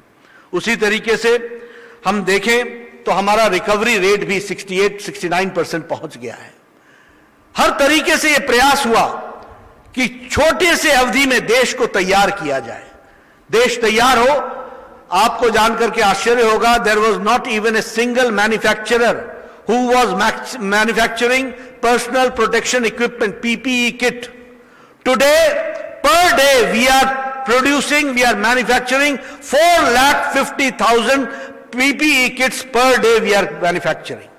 और उन्होंने देश के उद्यमियों को, देश के इंडस्ट्रियलिस्ट को इनकरेज किया कि पर्सनल प्रोटेक्शन इक्विपमेंट को हमको बनाना चाहिए, उसको आगे बढ़ाना चाहिए। मैं ये बातें आपके साथ इसलिए कर रहा हूं क्योंकि यह बात हमको नीचे तक, हमारे कार्यकर्ताओं को नीचे तक यह बताने की आवश्यकता है कि हमको स्टैटिस्टिक्स रख करके बताने की आवश्यकता है कि यह 130 करोड़ का देश, आज हम हेल्थ के स्टैटिस्टिक्स भी देखें, ठीक है हमारे कोरोना वायरस के संख्या के अफेक्टेड लोगों की संख्या आई होगी, लेकिन हेल्थ में हमेशा किसी भी संख्या को मापने के लिए पर मिलियन के हिसाब से उसको मापा जाता है। और जब हम पर मिलियन के हिसाब से मापते हैं तो 130 करोड़ के देश से देखा जाए तो हमारे यहां कोरोना के संक्रमित केसेस भी लिमिटेड हैं। इस बात को भी हमको ध्यान में रखना चाहिए और वो विद इन कंट्रोलेबल लिमिट्स हैं, उसको भी हमको ध्यान में रखना चाहिए। प्रधानमंत्री जी ने सिर्फ हेल्थ इश्यूज को ही एड्रेस नहीं किया, उन्होंने इकोनॉमिक इश्यूज को भी एड्रेस किया। आप याद कीजिए 26 मार्च प्रधानमंत्री गरीब कल्याण पैकेज, 1,70,000 करोड़ रुपए का पैकेज, 80 करोड़ की जनता को मार्च महीने से लेकर के नवंबर महीने तक 5 किलो चावल या 5 किलो गेहूं और इसके साथ 1 किलो दाल प्रति माह के हिसाब से देने की व्यवस्था प्रधानमंत्री जी ने 80 करोड़ की जनता को किया है। यह हमको ध्यान में रखना चाहिए। कोई भूखा ना रहे, कोई भोजन के बगैर ना रहे, इसकी व्यवस्था की गई। यही नहीं, 8 करोड़ बहनों को 3 महीने के लिए 3-3 सिलेंडर, ताकि उनका जीवन यापन करने में कोई दिक्कत ना आए, इसकी व्यवस्था की गई। इसके साथ साथ लगभग 20 करोड़ महिलाओं के खाते में, जनधन खाते में 500-500 रुपए 3 महीने का, यानी 1,500 रुपए, ताकि महिलाएं परिवार को स्वाभिमान के साथ उनका दैनंदिन जीवन चल सके, इसकी व्यवस्था प्रधानमंत्री मोदी जी ने की। इसके साथ साथ 2,000 रुपए प्रधानमंत्री किसान सम्मान निधि के तहत किसानों को देने का काम प्रधानमंत्री जी ने किया। और अभी अभी 4 दिन पहले 1,700 करोड़ रुपए निकाल करके 1,700 करोड़ को फिर से छठी किस्त किसानों की प्रधानमंत्री किसान सम्मान निधि के तहत वह भी देने का काम किया है। इसको हमको ध्यान में रखना चाहिए।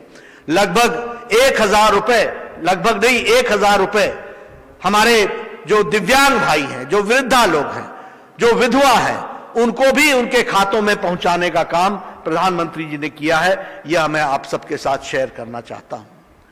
आगे चल करके 12 मई को आत्मनिर्भर पैकेज हम सबके सामने है। लगभग 20 लाख करोड़ रुपए का पैकेज ये दिया गया। इस 20 लाख करोड़ रुपए के पैकेज में 3 लाख करोड़ रुपए एमएसएमई सेक्टर को दिया गया, ताकि एमएसएमई सेक्टर के लोग लोन, कोलैटरल लोन लेकर के वो अपने उद्योग को फिर से चला सके, उसको ठीक से खड़ा कर सके, इसकी व्यवस्था की गई। 1,20,000 करोड़ रुपए के सैंक्शंस हो चुके हैं, डिसबर्समेंट हो रहा है। उसी तरीके से आत्मनिर्भर पैकेज के तहत लगभग 1 लाख करोड़ रुपए खर्च होगा एग्रीकल्चर सेक्टर में, और ये 1 लाख करोड़ रुपए खर्च होगा एग्रीकल्चर के इंफ्रास्ट्रक्चर को डेवलप करने के लिए, और ये खर्च होगा एफपीओस के माध्यम से, फार्म गेट का उपयोग करते हुए इस कार्यक्रम को किया जाएगा।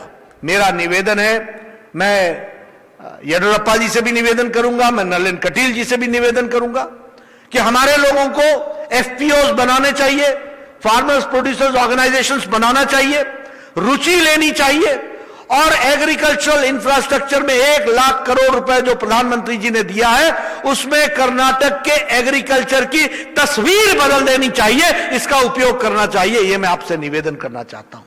आने वाले 2 साल के अंदर एग्रीकल्चर सेक्टर में एक बहुत बड़ा परिवर्तन आएगा, इंफ्रास्ट्रक्चर डेवलप होगा, लिंकेजेस बनेंगे, सप्लाई चेन बनेगी, सप्लाई चेन के साथ साथ वैल्यू एडिशन होगा, वैल्यू एडिशन के साथ साथ हमको जो हमारे प्रोड्यूस होंगे उनको किस किस तरीके से और क्या बनाया जा सकता है इसकी भी चिंता होगी और हमें इसके लिए वोकल फॉर लोकल होना पड़ेगा।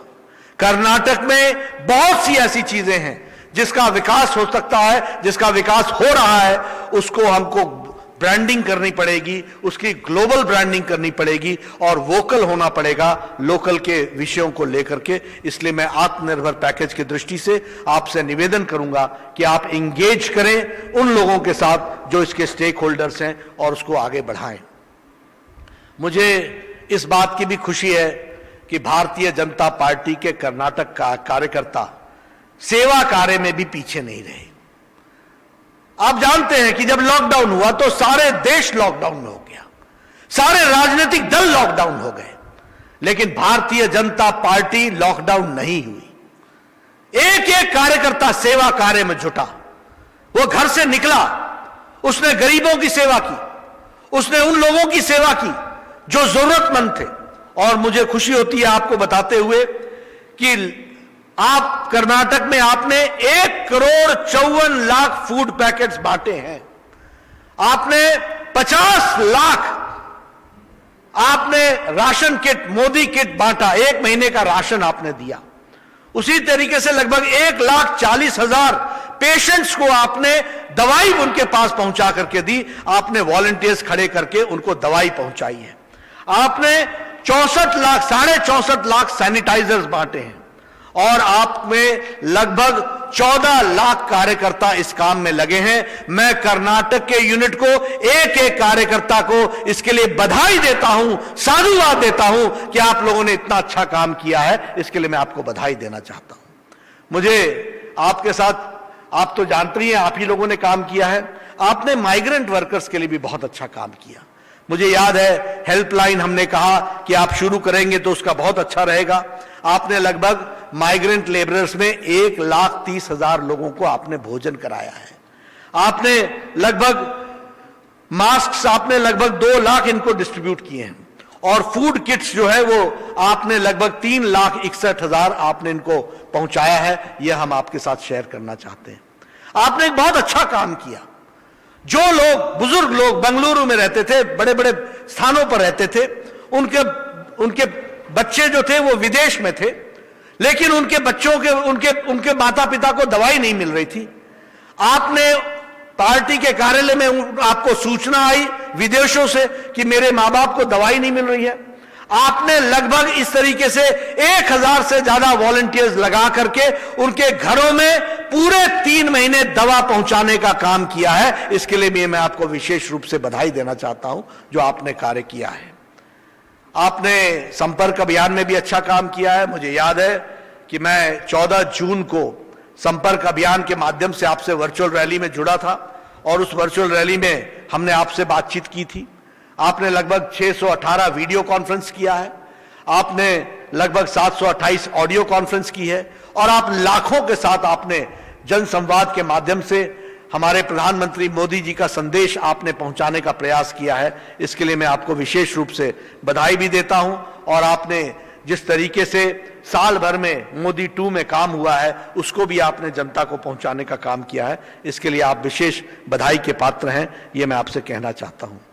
मित्रों, जहां तक स्कीम्स का सवाल है, कर्नाटक स्कीम्स में भी पीछे नहीं रहा है। मैं येडियुरप्पा जी को बधाई देना चाहता हूं, आपने भारत के स्कीम्स का अच्छा उपयोग किया है। अगर हम बात करें जनधन खाते की, तो अगर देश भर में 40 करोड़ खाते खुले हैं तो आपने 1,47,00,000 खाते आपने भी, यानी आपने भी बैंक अकाउंट्स खोले हैं. You have open the bank accounts 1,47,00,000 in the past 6 years. उसी तरीके से उज्ज्वला योजना में अगर 8 करोड़ बहनों को हम गैस का सिलेंडर दे पाए हैं, तो कर्नाटक में भी आपने 31 लाख हमारी बहनों को उज्ज्वला योजना के तहत आपने सिलेंडर्स पहुंचाए, आपने चूल्हा पहुंचाया, आपने गैस का कनेक्शन दिया, आपने उनको नई जिंदगी दी, आपने महिलाओं का एम्पावरमेंट किया. इसके लिए भी मैं आपको बधाई देना चाहता हूं. उसी तरीके से उजाला योजना में जहां हम 36 करोड़ 25 लाख एलईडी बल्ब बांट करके 18,000 करोड़ रुपए की बिजली की बचत की है, वहीं कर्नाटक ने 2 करोड़ 34 लाख एलईडी बल्ब बांट करके आपने भी इसमें अपना योगदान किया है. स्वच्छ भारत मिशन में हम सब जानते हैं कि ओडीएफ जो था वो लगभग 36% था, 38% था देश का. आज वो सेंट% हो गया है. और कर्नाटक में भी वो 36% था, आज वो सेंट% हो गया है. सब विलेजेस जो है वो ओडीएफ हो गए हैं, ओपन डेफिकेशन फ्री हो गए हैं. इसके लिए भी मैं आपको बधाई देना चाहता हूं, जो कर्नाटक ने अच्छा काम किया है. उसी तरीके से हमारे यहां जो सौभाग्य योजना है, उसमें आपने सारे विलेजेस को, आपने जो हैमलेट्स थे उनको भी आपने इलेक्ट्रीफाई कर दिया है. इसके लिए भी आपको मैं बधाई देना चाहता हूं. मैं इस बात के लिए आपको बधाई देना चाहता हूं कि आयुष्मान भारत जो दुनिया की सबसे बड़ी हेल्थ कवरेज स्कीम है, जिसमें लगभग 50 करोड़ लोगों को 5 लाख रुपए का हेल्थ कवर हर साल मिलता है, उसमें भी कर्नाटक पीछे नहीं रहा है. कर्नाटक ने अपने आप को जोड़ा है और जहां हमने 1 करोड़ लोगों को इसका फायदा पहुंचाया है, वहीं कर्नाटक में 5,20,000 लोगों ने इसका फायदा लिया है. And approximately 833 crore rupees have been spent for the poor, for the marginal section of the society. उनके लिए इनके माध्यम से हेल्थ कवरेज करने का प्रयास हुआ है. यह हमको ध्यान में रहना चाहिए. जहां तक कोविड मैनेजमेंट का सवाल है, मैं येडियुरप्पा जी और उनकी टीम और उनकी सरकार को बधाई देना चाहता हूं कि आपने गरीबों की कोविड में बहुत अच्छी चिंता की है. आप अकेले प्रदेश हैं जिसने 25,000 कॉम्पेंसेशन दिया फ्लावर ग्रोवर्स को जिनकी 1 हेक्टेयर की भूमि थी. आपके यहां बड़ी संख्या में फ्लावर ग्रोवर्स हैं, and you compensated them by giving them 25,000 to each families who had 1 hectare of land. ये एक बहुत अच्छे तरीके से आपने कोविड मैनेजमेंट में इकोनॉमिक इश्यूज को एड्रेस किया. इसके लिए मैं बधाई देना चाहता हूं. आपने हमारे जो वॉशरमैन हैं उनके परिवार को, जो हमारे ऑटो रिक्शा ड्राइवर्स हैं, जो हमारे टैक्सी ड्राइवर्स हैं, जो हमारे सविता समाज के लोग हैं, जो हमारे कंस्ट्रक्शन वर्कर्स हैं, उनको भी आपने कोविड में 5-5 हजार रुपए अलग से कर्नाटक की तिजोरी से, कर्नाटक की ट्रेजरी से आपने उनको देने का प्रयास किया. इसके लिए भी मैं आपको बधाई देना चाहता हूं. उसी तरीके से आपने लगभग पहली बार वीवर्स को आपने 2,000 रुपए दे करके उनके भी आर्थिक मंदी को समाप्त करने का आपने प्रयास किया. इसी तरीके से आपने 5,000 करोड़ रुपए ईयरमार्क किया only for the management of corona. ये एक बहुत बड़ा संकल्प है जिसको आपने पूरा किया. और आपने एक विशेष बात की कि आशा वर्कर्स को आपने 3-3 हजार रुपए उनके खाते में डाल करके, वो ASHA workers who became the corona warriors, जिन्होंने गांव में कोरोना को फैलने से रोका, एक बहुत अच्छा काम किया, उनको भी आपने जो इस तरीके का सफलता दी है और जो आपने उनको सहायता दी है, उसके लिए भी मैं आपको बधाई देना चाहता हूं, शुभकामनाएं देना चाहता हूं. जहां तक स्टेट गवर्नमेंट का सवाल है, आज मुझे खुशी है कि आप ये कोशिश कर रहे हैं कि ड्रिंकिंग वाटर आपके यहां पहुंचे और आपके यहां सबको ड्रिंकिंग वाटर मिले. लगभग 8,984 करोड़ की स्कीम भारत सरकार की योजना से आपने उसको धरती पर लागू करने का प्रयास किया है. इसके लिए मैं आपको बधाई देना चाहता हूं. Approximately 785 long kilometre roads are being constructed और has been constructed. It's in the pipeline in which you are working and you have also approved the center has approved 50,000 crore rupees for 22 green express highways. So ये भी बहुत खुशी की बात है कि बंगलुरु के लिए और कर्नाटक के लिए 50,000 crore rupees have been sanction for the express highways. जहां तक केमनगुंडी का सवाल है, जो फॉल्स का सवाल है और नंदी बेटा का सवाल है, यहां आपने कमेटी बना करके इसको भी टूरिज्म में बढ़ाने का आपने प्रयास करने का जो किया है वह भी बहुत उच्चतम आपकी सोच है, जिसको आप लोगों ने अपनाया है और जिसको आप आगे अमली जामा पहना रहे हैं। मुझे पूरा विश्वास है कि नलिन कटील जी के नेतृत्व में भारतीय जनता पार्टी कर्नाटक में मजबूत होगी। मुझे यह भी खुशी है आपको बताते हुए कि वो अकेले अध्यक्ष हैं जिन्होंने कोरोना के समय में जब सब लोग घरों में रहे तो उन्होंने एक स्ट्रक्चर्ड तरीके से सारे कर्नाटक का 2 बार प्रवास करके कार्यकर्ताओं को सजग रखा है, एक्टिवेटेड रखा है, गैल्वनाइज रखा है। I must congratulate Nalin Kateel and his team and the same way I congratulate BS Yediyurappa for doing a work for the people. लोगों के लिए काम करना, पीपल्स गवर्नमेंट बनना, लोगों के लिए उसको आगे बढ़ाना। मुझे पूरा विश्वास है कि कर्नाटक की सरकार मजबूती से चलेगी और पार्टी कर्नाटक के कार्यक्रमों को, कर्नाटक सरकार के कार्यक्रमों को धरती पर अच्छे से इंप्लीमेंट करेगी। हमारे सभी कार्यकर्ता उसमें जुड़ेंगे और भारत सरकार की भी स्कीम्स को इंप्लीमेंट करेंगे। आत्मनिर्भर भारत को साकार करने में, आपदा को अवसर में बदलने में, अपॉर्चुनिटी में बदलने में आप सब लोग दिन रात मेहनत करेंगे। And after 2 years we will be able to say proudly that Atmanirbhar Bharat में हमारा योगदान है। कर्नाटक आगे बढ़कर के आया है और इन कार्यालयों का उपयोग करते हुए आप पार्टी को मजबूत बनाएंगे, सशक्त बनाएंगे और पॉलिटिकल कंटेंट के साथ लोगों को और कार्यकर्ताओं का निर्माण करेंगे। इस विश्वास के साथ मैं आज को आपकी शुभकामनाएं देता हूं। यह आशा करता हूं कि कार्यालय जल्द बन करके तैयार होंगे और इस शुभकामना के साथ कि आप उन कार्यालयों का उपयोग करते हुए कर्नाटक के हर विधानसभा में कमल खिलाएंगे, हर म्युनिसिपल कॉर्पोरेशन में कमल खिलाएंगे, हर नगर पंचायत में कमल खिलाएंगे, हर ग्राम पंचायत में कमल खिलाएंगे। यही आशा के साथ मैं अपनी बात को समाप्त करता हूं। आपने मेरी बात सुनी, आपका बहुत बहुत धन्यवाद। जय भारत, जय कर्नाटक।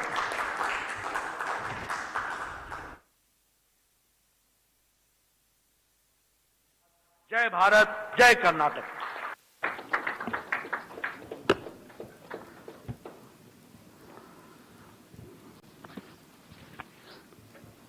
ಇವತ್ತಿನ 8 ಜಿಲ್ಲಾ ಕೇಂದ್ರ ಮತ್ತು 1 ತಾಲೂಕು ಕೇಂದ್ರ 9 ಕೇಂದ್ರಗಳಲ್ಲಿ ಏನು ಕಟ್ಟಡವನ್ನ ಕಟ್ಟಬೇಕು ಅನ್ನುವಂತ ಕಾರ್ಯದ ಉದ್ಘಾಟನೆಯನ್ನ ನಮ್ಮ ರಾಷ್ಟ್ರೀಯ ಅಧ್ಯಕ್ಷರು ಮಾಡಿದ್ರು. ಬಹಳ ಉದ್ಬೋಧಕವಾಗಿರ್ತಕ್ಕಂಥ, ಉತ್ಸಾಹಪೂರ್ವಕವಾಗಿರ್ತಕ್ಕಂಥ, ಸ್ಫೂರ್ತಿದಾಯಕವಾಗಿರ್ತಕ್ಕಂಥ, ಇಡೀ ದೇಶದಲ್ಲಿ ಕೋವಿಡ್ ಅನ್ನ ಹೇಗೆ ಹ್ಯಾಂಡಲ್ ಮಾಡಿದ್ವಿ, ಇಡೀ ದೇಶದಲ್ಲಿ ಎಕನಾಮಿಕ್ ಪ್ರಾಬ್ಲಮ್ಸ್ ನ ಹೇಗೆ ಅಡ್ರೆಸ್ ಮಾಡಿದ್ವಿ, ಹೇಗೆ ನಮ್ಮ ಕಾರ್ಯಕರ್ತರು ಸೇವಾ ಆಕ್ಟಿವಿಟಿಗಳನ್ನ ಮಾಡಿದ್ರು, ನಮ್ಮ ಕರ್ನಾಟಕ ರಾಜ್ಯ ಸರ್ಕಾರ ಹೇಗೆ ಕೆಲಸ ಮಾಡಿತು, ನಮ್ಮ ಮೋದಿಯವರ ಕೇಂದ್ರ ಸರ್ಕಾರ ಹೇಗೆ ಕೆಲಸ ಮಾಡಿತು, ಈ ತರ ಅನೇಕ ವಿಷಯಗಳನ್ನ ಹೇಳ್ತಾ ಹೇಗೆ ನಮ್ಮ ಕಾರ್ಯಕರ್ತರು ಕಾರ್ಯತತ್ಪರರಾಗಿ, ಸೇವಾ ತತ್ಪರರಾಗಿ ಕೆಲಸವನ್ನ ಮಾಡಿದ್ರು. ಬಹಳ ಉದ್ಬೋಧಕವಾಗಿರ್ತಕ್ಕಂಥ, ಸ್ಫೂರ್ತಿದಾಯಕವಾಗಿರ್ತಕ್ಕಂಥ, ಬಹಳ ಮಾಹಿತಿಪೂರ್ಣವಾಗಿರ್ತಕ್ಕಂಥ ಭಾಷಣವನ್ನ ಮಾಡಿದ್ದಾರೆ. ನಮ್ಮ ಕರ್ನಾಟಕದ ವತಿಯಿಂದ ಇವತ್ತು 9 ಕೇಂದ್ರಗಳ ಕಟ್ಟಡದ ಉದ್ಘಾಟನೆಯನ್ನ ಮಾಡಿ ಬಹಳ ಸ್ಫೂರ್ತಿದಾಯಕವಾಗಿರ್ತಕ್ಕಂಥ ಭಾಷಣವನ್ನ ಮಾಡಿರ್ತಕ್ಕಂಥ ಮಾನ್ಯ ಶ್ರೀ JP ನಡ್ಡಾಜಿಯವರಿಗೆ ನಮ್ಮ ಕರ್ನಾಟಕದ ವತಿಯಿಂದ ಎಲ್ಲರೂ ಚಪ್ಪಾಳೆಯ ಸಮೇತವಾಗಿ ಅಭಿನಂದನೆಯನ್ನ ಸಲ್ಲಿಸೋಣ ಅಂತ ಹೇಳಿ ನಾನು ಈ ಸಂದರ್ಭದಲ್ಲಿ ವಿನಂತಿಯನ್ನ ಮಾಡ್ತೀನಿ.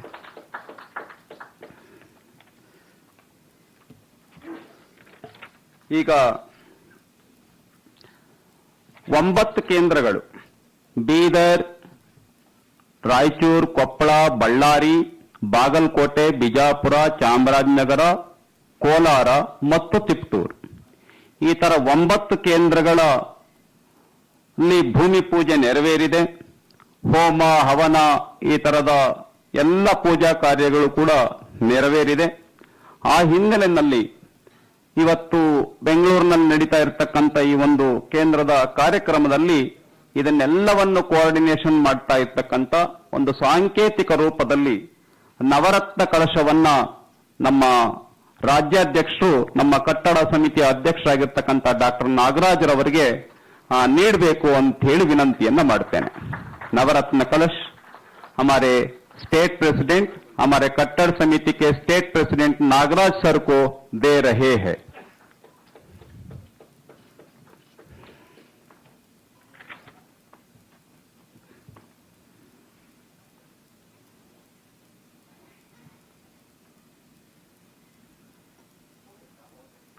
ವಂದನಾರ್ಪಣೆ ನಮ್ಮ ಕಟ್ಟಡ ಸಮಿತಿಯ ಸದಸ್ಯರಾಗಿರ್ತಕ್ಕಂಥ ಮಾನ್ಯ ಶ್ರೀ ಶರತ್ ಹೊಂಬಾಳೆ ಅವರಿಗೆ ನಾನು ವಿನಂತಿಯನ್ನು ಮಾಡ್ತೇನೆ.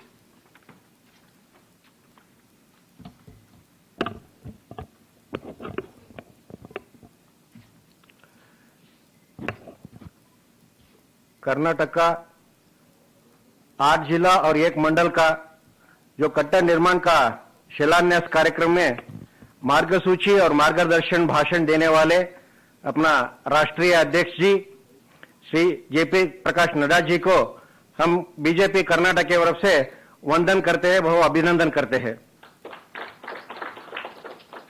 राष्ट्रीय महामंत्री कर्नाटक के उस्तुवारी श्री मुरलीधर राव को भी हम कर्नाटक बीजेपी की तरफ से वंदन करते हैं। कर्नाटकದ ಮಾಜಿ ಮುಖ್ಯಮಂತ್ರಿಗಳು ಮತ್ತು ಕೇಂದ್ರ ಸರ್ಕಾರದ ರಸಗೊಬ್ಬರ ಮತ್ತು ರಾಸಾಯನಿಕ ಖಾತೆ ಸಚಿವರಾದಂತಹ ಶ್ರೀ ಡಿ.ವಿ. ಸದಾನಂದ ಗೌಡರು ಕೂಡ ನಾವು ಕರ್ನಾಟಕ ಬಿಜೆಪಿ ವತಿಯಿಂದ ಅಭಿನಂದನೆಗಳನ್ನ ಧನ್ಯವಾದಗಳನ್ನ ಅರ್ಪಿಸ್ತೇವೆ. ಅದೇ ರೀತಿ ಇನ್ನೊಬ್ಬ ಹಿರಿಯ ಸಚಿವರು ಕರ್ನಾಟಕದ ಮಾಜಿ ಅಧ್ಯಕ್ಷರು, ಈಗ ಕೇಂದ್ರದ ಸಂಸದೀಯ ವ್ಯವಹಾರ ಸಚಿವರು ಮತ್ತು ಕಲ್ಲಿದ್ದಲು ಖಾತೆ ಸಚಿವರಾದಂತಹ ಶ್ರೀ ಪ್ರಹ್ಲಾದ್ ಜೋಶಿ ಅವರು ಕೂಡ ನಾವು ವಂದನೆಗಳನ್ನ ಸಲ್ಲಿಸ್ತೇವೆ.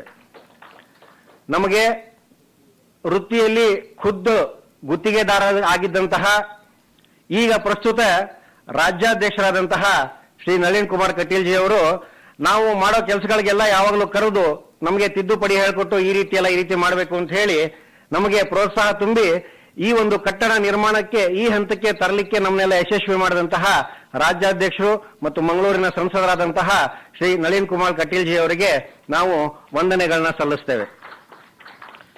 ನಮ್ಮ ರಾಜ್ಯದ ಮುಖ್ಯಮಂತ್ರಿಗಳು ಮತ್ತು ನಮಗೆ ಮಾರ್ಗದರ್ಶನ ಭಾಷಣ ನೀಡಿದಂತಹ ಸನ್ಮಾನ್ಯ ಶ್ರೀ ಬಿ.ಎಸ್. ಯಡಿಯೂರಪ್ಪನವರು ಕೂಡ ನಾವು ವಂದನೆಗಳನ್ನ ಸಲ್ಲಿಸ್ತೇವೆ. ಅದೇ ರೀತಿ ವೇದಿಕೆಯ ಮೇಲೆ ಉಪಸ್ಥಿತರಿರತಕ್ಕಂತಹ ಕರ್ನಾಟಕ ರಾಜ್ಯದ ಉಪಮುಖ್ಯಮಂತ್ರಿಗಳು ಆದಂತಹ ಶ್ರೀ ಡಾಕ್ಟರ್ ಅಶ್ವಥ್ ನಾರಾಯಣ ಅವರು ಕೂಡ ವಂದನೆಗಳನ್ನು ಸಲ್ಲಿಸ್ತೇವೆ. ಕಂದಾಯ ಸಚಿವರು ಆದಂತಹ ಶ್ರೀ ಸನ್ಮಾನ್ಯ ಆರ್ ಅಶೋಕ್ ಅವರಿಗೆ ಕೂಡ ವಂದನೆಗಳನ್ನು ಸಲ್ಲಿಸ್ತೇವೆ. ಕಟ್ಟಡ ಸಮಿತಿಯ ಕರ್ನಾಟಕ ರಾಜ್ಯದ ಸಂಚಾಲಕರಾದಂತಹ ಶ್ರೀ ಮಾ ನಾಗರಾಜ್ ಅವರು ಕೂಡ ನಾವು ವಂದನೆಗಳನ್ನ ಸಲ್ಲಿಸ್ತೇವೆ. ಈ ಕಾರ್ಯಕ್ರಮದಲ್ಲಿ ಭಾಗವಹಿಸಿದಂತಹ ಎಲ್ಲ ಜಿಲ್ಲಾ ಉಸ್ತುವಾರಿ ಸಚಿವರುಗಳು ಕೂಡ, ಶಾಸಕರಿಗೂ ಮತ್ತು ಜಿಲ್ಲಾ ಪದಾಧಿಕಾರಿಗಳಿಗೂ, ಜಿಲ್ಲಾ ಅಧ್ಯಕ್ಷರಿಗೂ ಮತ್ತು ಜಿಲ್ಲಾ ಈ ಕಟ್ಟಡ ನಿರ್ಮಾಣ ಸಮಿತಿಯ ಸಂಚಾಲಕರು ಮತ್ತು ಸದಸ್ಯರಿಗೂ ಕೂಡ ವಂದನೆಗಳನ್ನ ಸಲ್ಲಿಸ್ತೇವೆ ನಾವು. ಮತ್ತು ಭಾಗವಹಿಸಿದಂತಹ ಎಲ್ಲ ಸಂಸದರಿಗೂ ಕೂಡ ನಾವು ವಂದನೆಗಳನ್ನ ಸಲ್ಲಿಸ್ತೇವೆ. ಎಲ್ಲ ಮಾಧ್ಯಮ ಮಿತ್ರರಿಗೂ ಕೂಡ ನಾವು ವಂದನೆಗಳನ್ನು ಸಲ್ಲಿಸ್ತೇವೆ. ಇಲ್ಲಿ ನೆರೆದಿರತಕ್ಕಂತಹ ಬೆಂಗಳೂರಿನ ಪದಾಧಿಕಾರಿಗಳು ಮತ್ತು ರಾಜ್ಯದ ಸಮಿತಿ ಸಂಚಾಲನ ಸದಸ್ಯರೇನಿದೆಯಲ್ಲ, ರಾಜ್ಯ ಕಟ್ಟಡ ಸಮಿತಿ ಸಂಚಾಲನ ಸದಸ್ಯರು, ಅವರಿಗೂ ಕೂಡ ವಂದನೆಗಳನ್ನ ಸಲ್ಲಿಸ್ತೇವೆ. ಪ್ರತ್ಯಕ್ಷವಾಗಿ ಮತ್ತು ಪರೋಕ್ಷವಾಗಿ ನಮಗೆ ಎಲ್ಲಾ ರೀತಿಯಾದಂತಹ ಪ್ರೋತ್ಸಾಹವನ್ನು ನೀಡಿದಂತಹ ಸಂಘಟನೆಯ ಜವಾಬ್ದಾರಿ ಹೊತ್ತಂತಹ ಪ್ರಮುಖರು ಕೂಡ ಮತ್ತು ಹಿತೈಷಿಗಳಿಗೆ ಕೂಡ ನಾವು ವಂದನೆಗಳನ್ನ ಸಲ್ಲಿಸ್ತೇವೆ ಅಂತ ಹೇಳಿ ಈ ಕಾರ್ಯಕ್ರಮನ ಇಲ್ಲಿಗೆ ಮುಕ್ತಾಯ ಮಾಡ್ತಿದ್ದೇವೆ. ಜೈ ಹಿಂದ್, ಜೈ ಕರ್ನಾಟಕ.